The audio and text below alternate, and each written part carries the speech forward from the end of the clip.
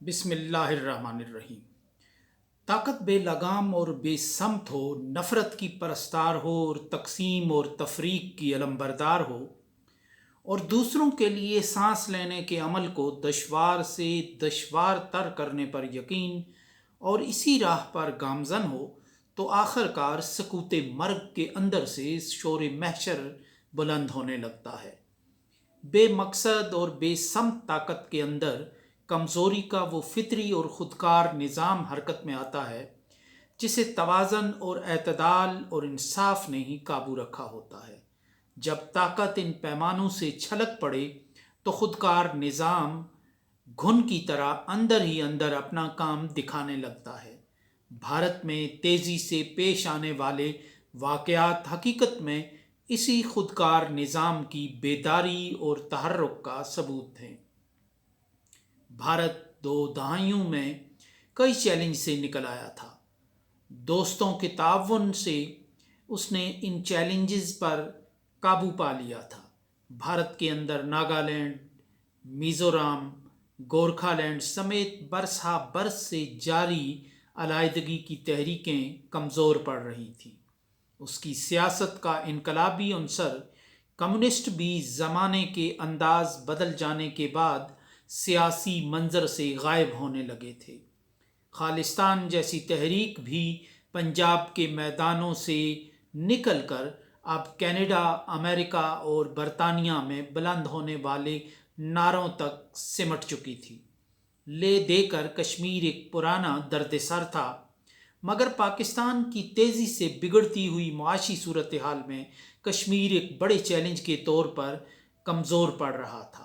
پاکستان کی بگڑتی ہوئی معیشت عربوں کو کشمیر میں شراکت کے سبز باغ اور امریکہ کو اسلامی دہشت گردی کے مشترکہ خطرے کے احساس کی ڈور میں باندھنے کے بعد بھارت نے کشمیر پر اپنے لیے خطرات کو بڑی حد تک کم کر دیا تھا۔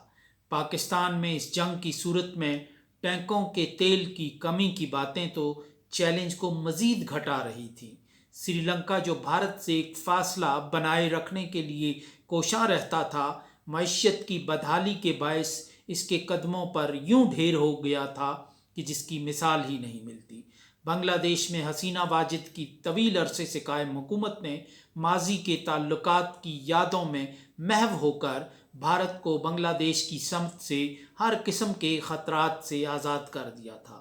بھارتی مسلمانوں کو اس بات کا ہمیشہ سے یہ الزام تھا کہ ان کا ووٹ بھارت کی سیاست میں فیصلہ کن ہوتا ہے۔ اندرا گاندھی اور ان کے خانوادے نے مسلمانوں کی اس حیثیت کا جم کر فائدہ اٹھایا۔ اسی لیے انتخابات کے موقع پر مسلمان ووٹ اہمیت اختیار کرتا تھا۔ بھارتیہ جنتا پارٹی کی حکمت عملی سے مسلمانوں کا یہ کارڈ ان کے ہاتھ میں ہی پڑے پڑے بے اثر ہو کر رہ گیا۔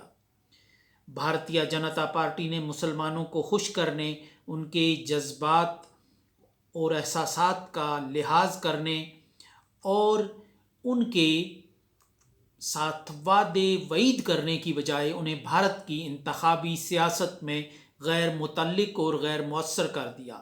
بی جے پی نے مسلمانوں کو انتخابات میں مخاطب ہی نہیں کیا اور نہ ہی ان سے اعلانیہ قومی سطح پر ووٹ مانگنے کی بات کی، بلکہ اس جماعت نے مسلمانوں کی منت سماجت کرنے کی بجائے ہندو ووٹ کو متحد اور مؤثر بنانے کی حکمت عملی اختیار کی۔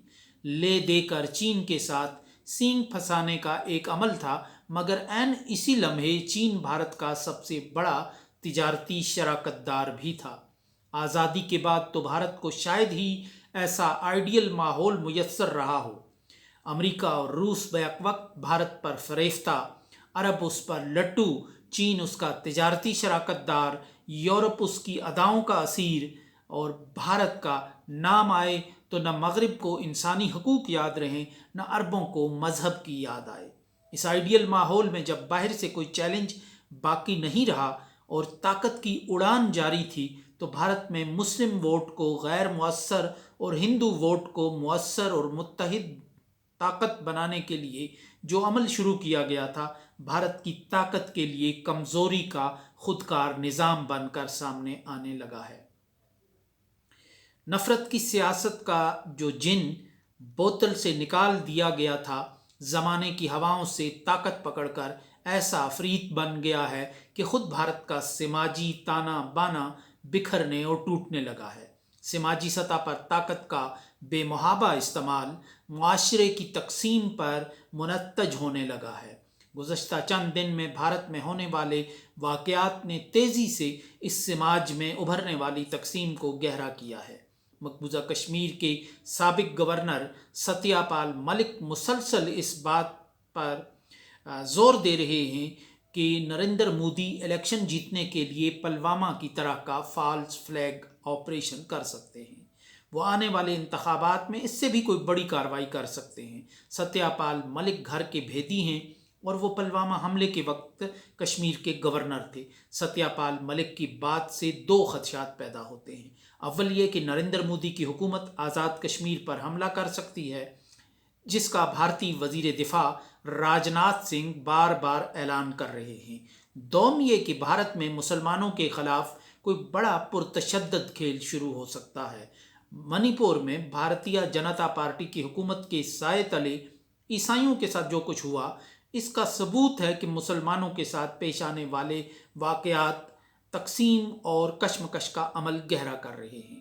ہریانہ میں ہونے والے فسادات، مسجد کو نذر آتش کرنا اور امام مسجد کو قتل کرنا ہی کیا کم تھا کہ چلتی ٹرین میں ریلوے پروٹیکشن فورس کے ایک اہلکار کا پہلے اپنے سینئر کو قتل کرنا، اس کے بعد ٹرین میں 3 مسلمانوں کو جے شری رام کے نعروں کے ساتھ گولیوں سے بھون ڈالنا اور اس موقع پر یوگی اور مودی کی حمایت میں فکرے کسنا، اس بات کا ثبوت ہے کہ تقسیم اور نفرت کا عمل بھارت کے اداروں کے اندر کس حد تک مضبوط ہو چکا ہے۔ منی پور میں پولیس پر الزام عائد کیا گیا کہ اس نے بلوائیوں کے سہولت کار کا کردار ادا کر کے خواتین کی برہنہ پریڈ میں کردار ادا کیا۔ اسی طرح گجرات کے فسادات میں بھی پولیس کے جانبدارانہ کردار پر انگلیاں اٹھائی گئی تھیں۔ ہریانہ کے واقعات کی رپورٹ سامنے آئیں گی تو پولیس کا کردار ایک خاموش تماشائی یا سہولت کار کے طور پر ہی سامنے آئے گا۔ بھارت میں جس انتہا پسندی کو فروغ دیا گیا ہے، اس کی زد امریکہ، برطانیہ یا کسی دوسرے جنوبی ایشیائی ملک پر نہیں پڑ رہی، بلکہ یہ خود بھارتی معاشرے کو تقسیم کرنے کا باعث بن رہی ہے۔ ایسے میں جب کہ ریاست بھی اس سوچ اور ذہنیت کے زیر اثر آ رہی ہے تو معاملہ مزید گھمبیر ہو رہا ہے۔ بھارتی فوج کے ایک سکھ لیفٹیننٹ جنرل نے انکشاف کیا ہے کہ امریکی CIA نے ورلڈ فیکٹ بک میں بجرنگ دل اور وشوا ہندو پریشد کو سیاسی پریشر گروپ کے لبادے میں مذہبی ملیٹنٹ تنظیمیں قرار دیا ہے۔ بھارت میں پیش آنے والے حالیہ واقعات پر ہی ایک معروف دفاعی ماہر پراوین ساہنی نے کہا ہے کہ بھارت نہ تو اندرونی طور پر حالت امن میں ہے، نہ ہمسایوں کے ساتھ حالت امن میں ہے۔ موجودہ رجیم کی موجودگی میں اس کا کوئی مستقبل نہیں ہے۔ اسی طرح بھارت کے معروف صحافی سعید نقوی کی صاحبزادی صبا نقوی نے ریل میں 3 مسلمانوں کا قتل عام کرنے کے حوالے سے لکھا ہے کہ ایک فرد جو مخصوص فرقہ کے لوگوں کا قتل کرے، مخصوص لوگوں کی سراہنا کرتا ہوا نظر آئے اور یہ عمل دہشت گردی قرار پانا چاہیے۔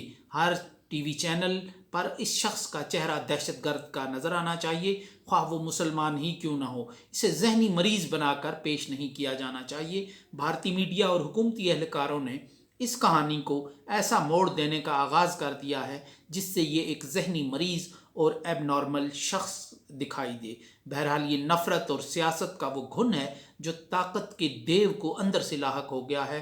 جب باہر کے سب چیلنج کمزور پڑ گئے تو طاقت کے اندر کا قدرتی اور خودکار چیلنج حرکت میں آ گیا ہے۔